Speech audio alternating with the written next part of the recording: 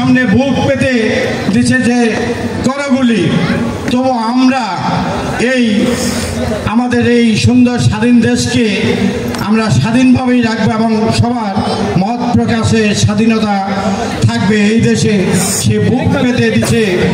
এবং সাথে সাথে নির্লজ্জ সেই পুলিশ বাহিনী সে আমাদের ভাই আবু সাঈদের বুকে বজ্রপাতের মতো গুলি করেছে। সে মরে গেছে ঠিকই, সে আমাদের মহানায়ক, সে হচ্ছে মহানায়ক। সুতরাং মহানায়ক হতে হলে অনেক কিছু বিসর্জন দিতে হয়। আমাদের আবু সাঈদ, দীপ্ত এরা জীবন বিসর্জন দিয়ে তারা আজকের ইতিহাসের পাতায় মহানায়ক হিসেবে আমার যতদিন বাংলাদেশ থাকবে আবু সাঈদ, দীপ্তের কথা মানুষ অবশ্যই স্মরণ করবে। এটা সমস্ত বাঙালি জাতির জন্য একটা গর্ব যে বাঙালি জাতি যে এত মানে দেশের জন্য যে তাদের কত মায়া, কত ভালোবাসা, তারা সেটা আবু সাঈদ, দীপ্ত তারা জীবন দিয়ে আমাদেরকে শিখিয়ে দিল। তেমনি আজকে যে অনুষ্ঠান হয়েছে এখানেও অনেকে আবু সাঈদ, দীপ্ত না হলেও একটা পর্যায়ে আসতে পারবেন যেখানে বিশৃঙ্খলা সেখানে যুব সমাজে প্রতিহিত করবে, কারণ অনুষ্ঠানকে নষ্ট করা যাবে না। হ্যাঁ, সেও ঠিক আবু সাঈদের যেমন মানুষ স্মরণ করে অত্র এলাকার মানুষ সেই যুব সমাজকে এইভাবেই স্মরণ করবে যে যুব সমাজরা যেভাবে ধৈর্য ধরে থাকবে এবং একটা বিশৃঙ্খলা করতে দিবে না, সুন্দর করে অনুষ্ঠান পরিচালনা করার সুযোগ করে দিবে। হ্যাঁ, সেই যুব সমাজদেরকে অবশ্যই সমাজের প্রতিটা মানুষ ধন্যবাদ জানাতে হবে।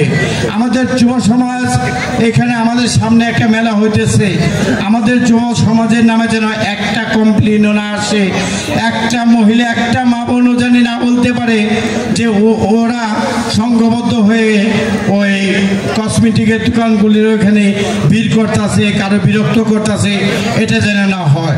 যুব সমাজের কাছে আরো অনুরোধ যে আমরা এই স্কুলের প্রতিনিধিত্ব করি, এই স্কুলের আজীবন দাতা সদস্য, আমরা প্রতিষ্ঠাতা সদস্য, আমার বাপ চাচারা, বড় ভাইয়েরা।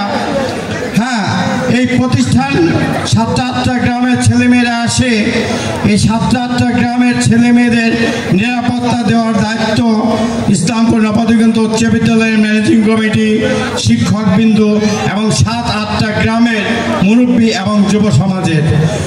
যতদিন এই যুব সমাজ থাকবে, আবু সাঈদের রক্তের বিনিময় যে দেশ আবার নতুন করে স্বাধীন হয়েছে, সে দেশের যুব সমাজ কোনোদিন মেনে নিতে পারবে না যে একটা স্কুলের সামনে একটা ছেলে 1 সেকেন্ডের জন্য ইফটিজিং করবে, একটা চুরি ডাকাতি করবে, কোনো নেশার সাথে জড়িত থাকবে এই যুব সমাজ, সেটা আর কোনোভাবে বরদাস্ত করা হবে না।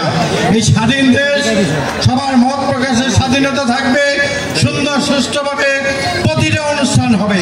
আমরা ঐতিহ্যবাহী একটা গ্রাম, আমাদের ইসলামপুর ঐতিহ্যবাহী একটা গ্রাম, কিন্তু শান্ত শিষ্ট ভদ্র একটা গ্রাম, কিন্তু ঐতিহ্যের দিকে অত্র এলাকায় সেরা। কারণ হচ্ছে কি, আমাদের স্কুলে একটা ইসলামপুর